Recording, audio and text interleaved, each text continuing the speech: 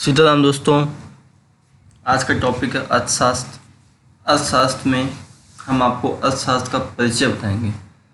आखिरकार अर्थशास्त्र क्या है।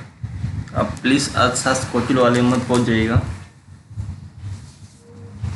अर्थशास्त्र का अध्ययन है कि कोई व्यक्ति या समाज अपने वैकल्पिक प्रयोग वाले दुर्लभ संसाधनों का प्रयोग अपनी आवश्यकताओं की संतुष्टि के लिए एवं उनका वितरण समाज में विभिन्न व्यक्तियों और समूहों के बीच कैसे किया जाए, कैसे करें, वही अर्थशास्त्र कहलाता है। इसी के माध्यम से हम वितरण समाज में किसका, संसाधनों का, आपके लिए समाज के लिए दोनों के संतुष्टि के लिए कैसे करें, वो चीज़ कहलाती है अर्थशास्त्र। इसी के माध्यम से हम सब कुछ करते हैं। जितना भी आप देख रहे हैं इकोनॉमिक सेक्टर, वो सब इसी पे ही आधारित है।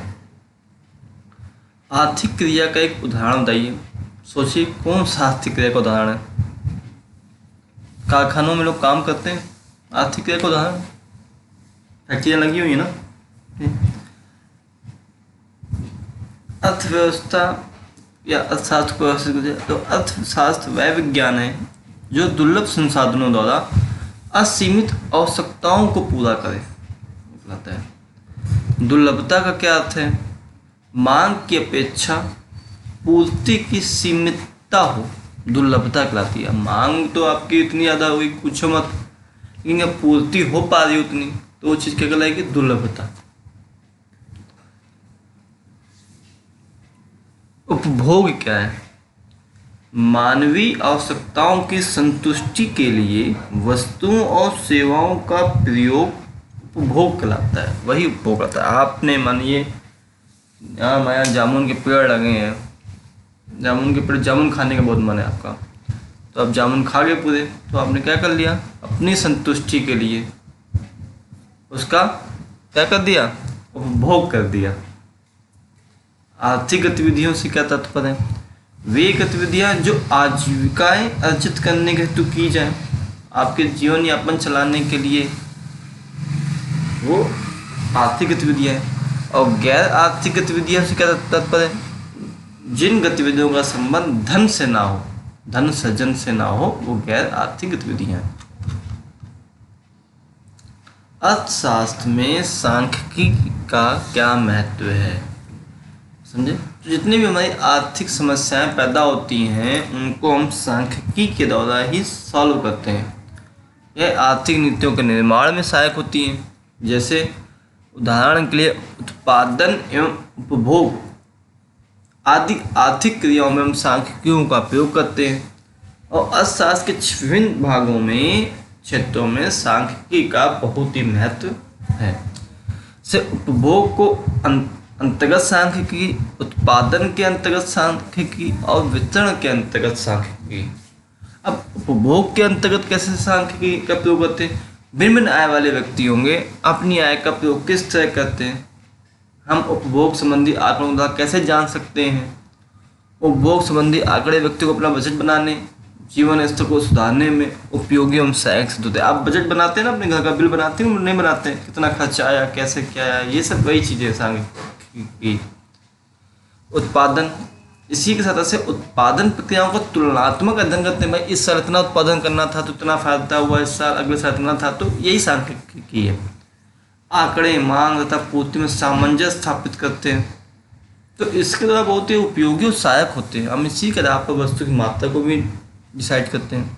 वितरण, उत्पादन के विभिन्न कारक होते हैं। श्रम, भूमि, श्रम, पूंजी और उद्यम, ये उत्पादन के कारक हैं। प्लीज याद रखिएगा कि मध्य राष्ट्रीय आय के वितरण की समस्या के समाधान करने के लिए भी हम सांख्यिकी का प्रयोग करते हैं।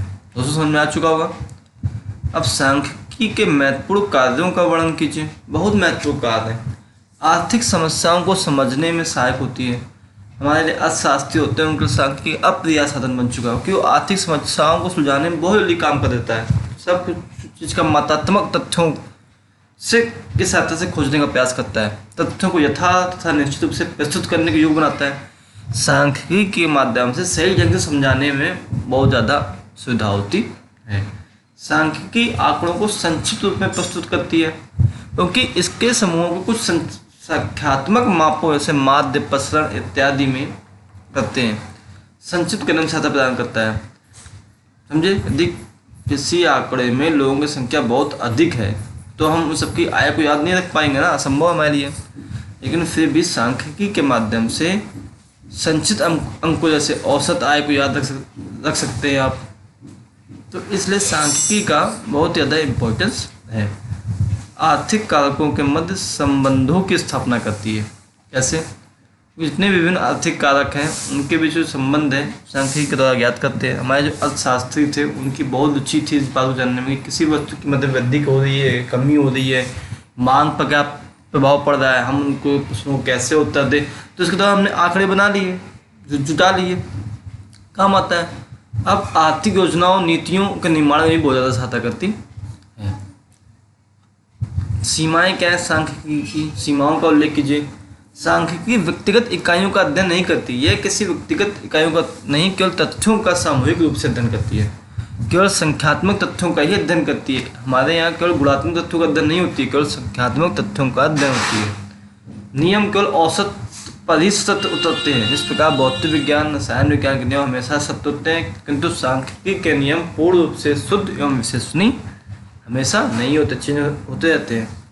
सांख्यिकी का प्रयोग केवल विशेषज्ञों द्वारा ही संभव है। इसका प्रयोग सभी लोग नहीं, केवल विशेषज्ञ ही करते हैं, क्योंकि इसके निष्कर्ष अशुद्ध भी हो सकते हैं। आंकड़ों की एक रूपता एवं सजातीयता। जिन आंकड़ों की तुलना करनी हो उनके लिए अति आवश्यक है कि उनमें एक रूपता एवं सजातीयता के गुण हों। विजातीयता होने पर आंकड़ों की तुलना नहीं की जा सकती है। दोस्तों, टॉपिक खत्म हुआ। आप बने रहे हमारे साथ। बहुत बहुत धन्यवाद। जय हिंद, जय भारत।